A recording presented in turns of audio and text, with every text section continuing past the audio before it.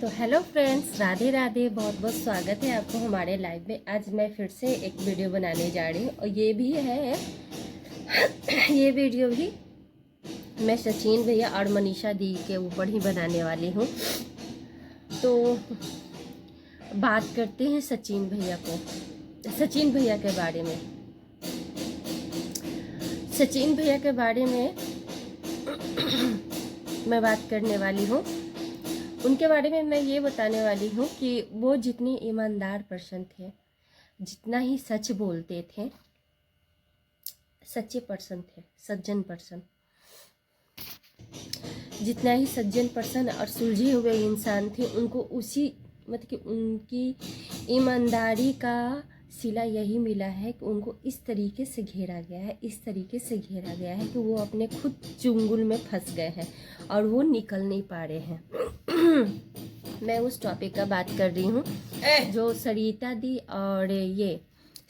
दी और उनके मतलब कि उनका ईमानदारी और सच्चाई इस तरीके से आज उनको जकड़ लिया है कि वो खुद उससे निकल नहीं पाएंगे। मैं बात करने वाली हूँ जब कंट्रोवर्सी एक हुआ था सचिन भैया और सरिता दी, वहाँ पे भी बात क्या था और सचिन भैया से क्या रखवाया गया था।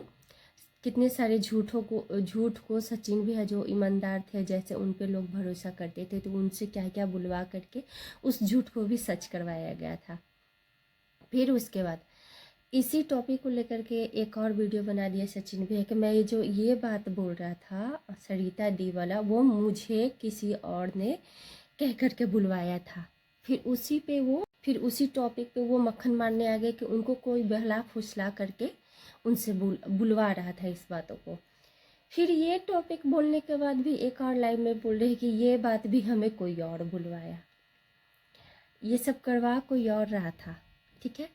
लेकिन ये बात को सचिन भैया समझ नहीं पा रहे थे। अगला बंदा जैसे बोलती जा रहा था और सचिन भैया वो काम को करते हुए चले जा रहे थे और उनको पता ही नहीं था। मैं मानती हूँ उस समय सिचुएशन अच्छा होगा, दोनों पर्सन का बातचीत अच्छा होगा, तो उस बीच में सचिन भैया को जो बोला गया वो उस बात को मान करके वो आ करके यहाँ पे सोशल मीडिया पे बोल देते थे।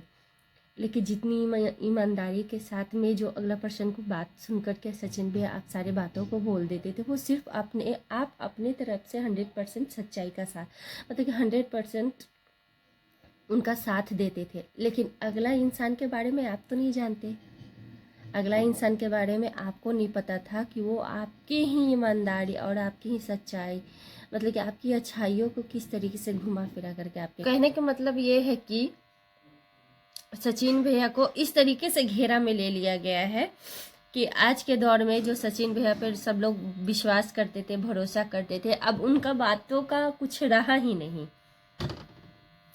उनके बातों का कुछ रहा ही। हमारे यहाँ कहावत है,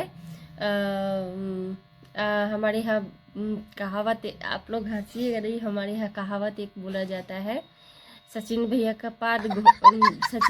बात घोड़ा का पाद। इस टाइप का हो गया है।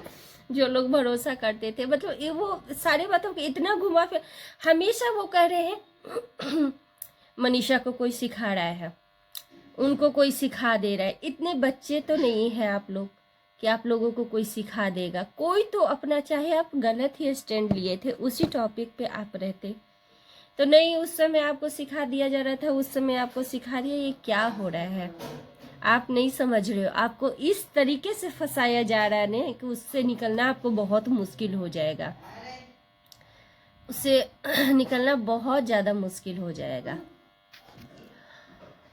मनीषा दी और सचिन भैया, आप दोनों गुस्से में कुछ नहीं सोचिए। गुस्सा और किसी से आपको सलाह लेने की ज़रूरत नहीं है। किसी से सलाह नहीं कि आप क्या करेंगे क्या नहीं। अगर आपको क्या करना है क्या नहीं करना है इसके बारे में अगर आपको जानना है तो कोई इंसान से अच्छा पूछने से अच्छा है ना कि आप गीता सुनिए। गीता में आपको सब पता चल जाएगा कि आप क्या बोलते हैं, गीता के अनुसार कैसे चलें, क्या आपके लिए सही रहेगा, ये आपको गीता ही बता सकती है। गीता का पाठ जो होता है ना वो सुने। ये आपको इस समय में बहुत मदद कर सकता है। कोई इंसान से अच्छा सलाह लेने से अच्छा है कि आप गीता का पाठ सुने, आपको उसमें बहुत ज़्यादा मदद मिलेगा।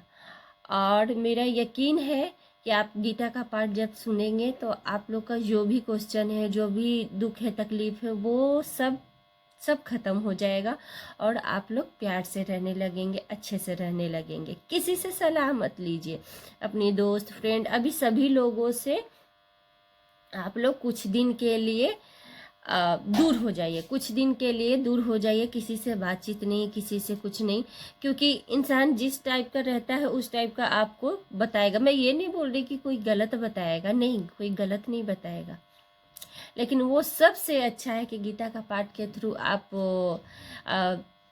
अपने बारे में जानना चाहिए कि इस समय आपको क्या करना चाहिए, क्या नहीं।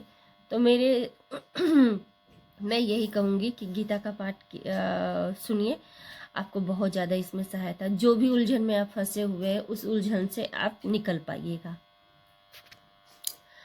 जब से ब्लॉगिंग स्टार्ट हुआ था तो जब से ब्लॉगिंग स्टार्ट हुआ था, जब से ये सचिन भैया, मनीषा दी लोग का ब्लॉगिंग हुआ था, उस समय भी बहुत सारे उभर के लोग आए थे। लेकिन इतने सारे यूट्यूबर में मतलब कि मैं कह सकती हूँ कि सचिन भैया एक इतने अच्छे पर्सन थे, इतने सब पढ़े लिखे, समझदार, सज्जन, बहुत ज़्यादा अच्छे थे। और एक और सचिन भैया को बहुत ज़्यादा सचिन भैया में बात था कि वो किसी बात को लेकर के छिपाते नहीं थे, वो हर एक बात सोशल मीडिया पे ला कर के रख देते थे। तो हमारे यहाँ कहा जाता है कि अपनी रोटी ना छुपा करके इंसान को खाना चाहिए। और वो इतना मतलब कि दिखाते नहीं थे, वो जो करते थे वो लोगों को पता चल जाता है। तो हमारे यहाँ बोला जाता है किसी किसी का नज़र बहुत ज़्यादा कड़ा होता है, तो अपनी रोटी छुपा करके खाना चाहिए। ठीक है, ये चीज़ भी आप लोगों को सीख लेना चाहिए। इसी के वजह से आज आपको बहुत ज़्यादा परेशानी झेलना पड़ रहा है। आपको लोग देख देख करके ये करते थे कितना आगे बढ़ रहा है, कितना, लीजिए नज़र लग गया ना, नज़र लग गया ना। इसी के लिए थोड़ा सा बच बचा करके चलना चाहिए। और किसी को बुरा भला ना बोला जाए, किसी को बुरा भला मत बोलिए, ये बस बोलिए कि ये समय आया था जो कि टल गया। ऐसा सिचुएशन आपके साथ होनी कहते हैं, होनी था जो कि टल गया। अब इस चीज़ में जो आपसे गलती हुई है उसमें पश्चाताप कीजिए। और अगला पर्सन भी, हर काम मतलब कि दोनों तरफ से ऐसा होना चाहिए कि पेशेंस से, शांति से, थोड़ा सा शांत दिमाग से सोचे समझे, गीता का सहारा ले। तो मैं ये कह सकती हूँ कि मैं कुछ दिन के बाद ही सचिन भैया और मनीषा दी दोनों को साथ में देख पाऊँगी। तो आई होप फ्रेंड्स आपका हमारा वीडियो पसंद आया तो लाइक एंड सब्सक्राइब कीजिएगा, फुल वॉच कीजिएगा। राधे राधे। कोई किसी के बारे में बुरा भला ना कहे, बस कुछ समय ऐसा होता है जो कि आपके हाथ में नहीं होता है, और होनी को कोई टाल नहीं सकता है, वो किसी के हाथ में नहीं। जो होना रहता है वो अच्छा, बस ये सोचिए कि ये जो हुआ है वो भी आपके लिए सही है, क्योंकि इतना ठोकर आपको लगना बहुत ज़्यादा ज़रूरी था। आप सब लोगों पे मतलब कि आप इतना ये कर लिए थे ना कि अपने घर वाले से ज़्यादा भरोसा बाहर वालों पे करने लगे थे। लेकिन ये जो कि आप बहुत बड़ा गलत है कि अगर मुसीबत आता है तो आपके घर वाले ही साथ देते हैं, बाहर वाले नहीं आएंगे। बाहर वाले ही रहते हैं, घर वाले ही रहते हैं। ठीक है, तो ये सारे टॉपिक पे आप थोड़ा सा अगर अमल कर सकते हैं तो कर लीजिएगा। आपकी छोटी बहन बोल रही है, हमें ऐसा लग रहा था आप लोग को मैं वीडियो देख रही थी तो मुझे ऐसा लगा कि ये बोलना चाहिए और हमसे कुछ गलती हो गई है तो हमें क्षमा कीजिएगा। राधे राधे।